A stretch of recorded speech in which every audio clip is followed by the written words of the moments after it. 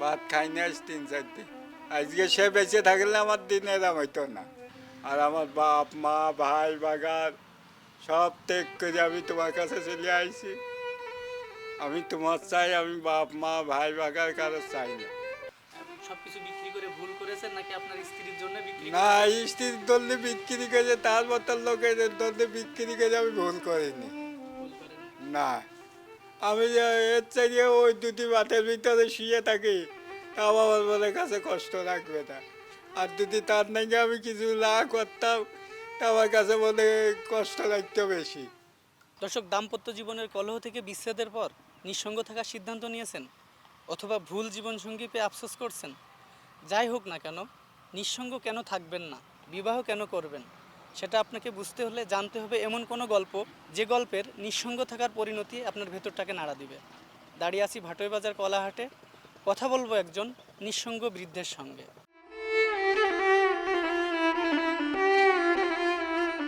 জমিদার আছে পরের জায়গা, পরে ঘর করিয়েছে, আমার কিছু নেই তাই আমি এই জায়গায় শুয়ে থাকি।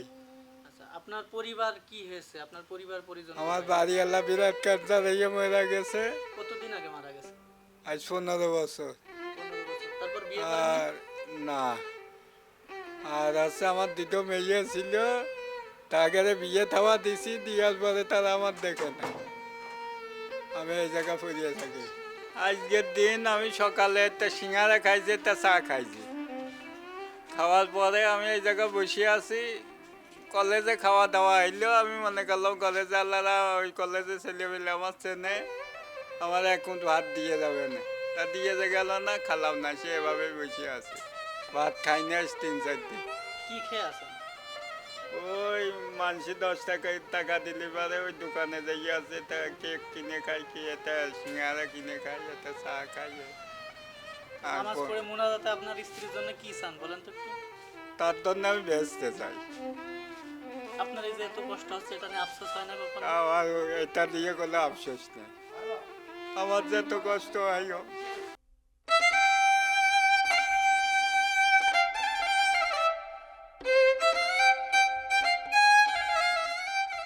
আজকে সে বেঁচে থাকলে আমার দিন এরম হইতো না, কোনো সময় হতে দিত না। আমার বাড়িওয়ালা ধরো, যেটা সত্যি কথা, যে সময় বিয়ে হয়েছিল ওই সময় তার চেহারা সাথে কিন্তু ভালো ছিল। আমার বাড়িওয়ালার চেহারা সাথে ভালো ছিল, ওই সময় আমার কোনো আমার শ্বশুরা বলিল যে, আমার শ্বশুর বলিল যে তা আমার এত সুন্দর মেয়ে দিলাম কার কুটির হাতে।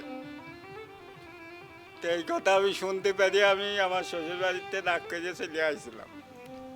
চলে আসার পরে পরবর্তীতে আমার বাড়িওয়ালা গাড়ি ভাড়া করে চলে আসছিল। বাড়ি আসলে পরে আমার বাড়িওয়ালা খপ করে আমার পা জড়াই ধরলাম, ধরে কাছে আমার বাপ অন্য কিনে ফেলেছে, আমি বাপ চাচ্ছি।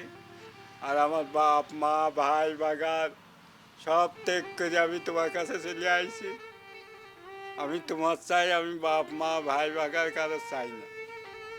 তারপরের তো সে কোনো দিন আমার শ্বশুর বাড়ি যায় না। আমার শ্বশুর মরে গেছিল, তাও খবর আইছিল আমার কাছে, না শুনে পর্যন্ত সে জাতি সাহস পাইছিল।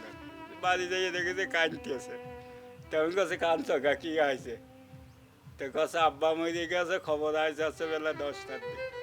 আমি তো কাছে 10টার দিক খবর আইছে, তুমি চলে যাও নিকা। তো কাছে যে আমি চলে যাবো, তোমার কাছে না শুনে আমি যেতে পারবো না। তা আমি বললাম যে সব কিছু কি আমার কাছ থেকে শুনে করতে হবে? ঠিক আছে, আমি তোমার কাছে না শুনে কোনো কিছু করতে পারবো না। তারপরে তার নিয়ে গেলাম, নিয়ে দিয়ে যাই আবার শ্বশুরের মাটি দিয়ে থুয়ালাম।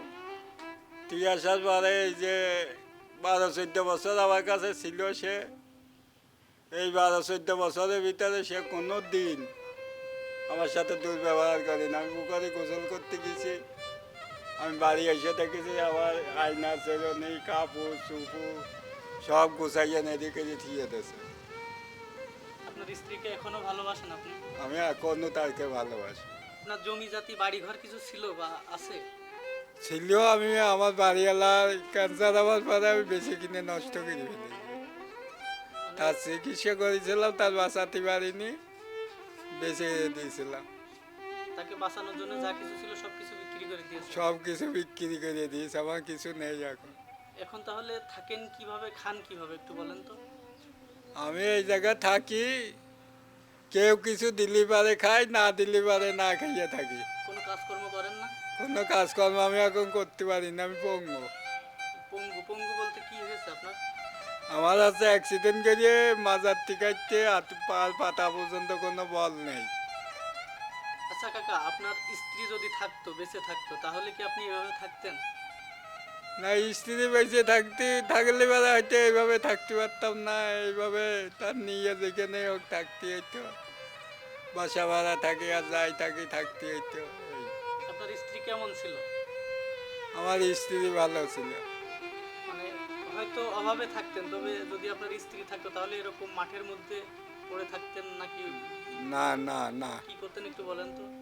হয়তো তার নিয়ে কোনো জায়গায় থাকতাম, কারো বাড়ি থাকতাম, কি কারোর হয়তো একটা বাসা ভাড়া করে থাকতাম। যাই হোক, হয়তো সে ভিক্ষা করুক আর যাই করুক, আমার হয়তো দেখতো। মানে আপনি বলতে চাচ্ছেন আপনার যদি স্ত্রী থাকতো, আপনার সন্তানরা আপনাকে ছেড়ে গিয়েছে, কিন্তু যদি স্ত্রী থাকতো সে আপনাকে ছেড়ে যেত না, এরকমটা বলতে চাচ্ছেন? হ্যাঁ, সে যদি থাকতো সে আবার ছাড়তো না, সে আবার ধরেই থাকতো।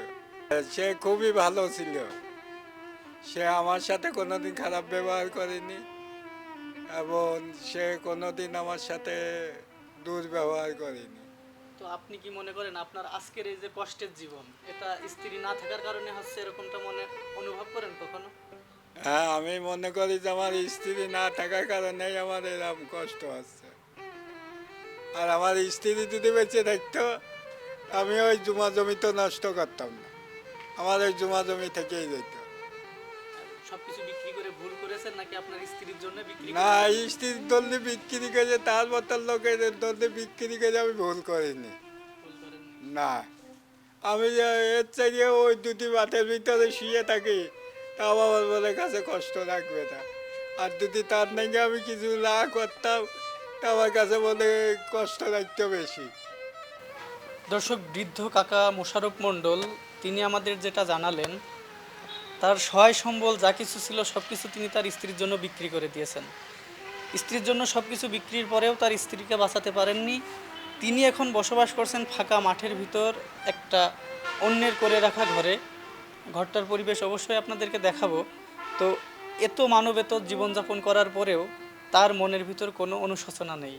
তিনি আমাদের খুব উৎফুল্লতার সাথেই জানালেন তার স্ত্রীর পিছনে যে টাকা খরচ করেছেন সহায় সম্বল বিক্রি করে, তাতে তার ভুল হয়নি। এরপরও নিঃসঙ্গ থাকবেন নাকি বিবাহ করবেন? ভুল জীবনসঙ্গী কারো জীবনে না আসুক, তবে একজন সঠিক জীবনসঙ্গী, ভালো জীবনসঙ্গী প্রত্যেক মানুষেরই প্রয়োজন। ঝিনাইদহের ভাটই বাজার থেকে আপনাদের সাথে ছিলাম আমি মেহেদী হাসান।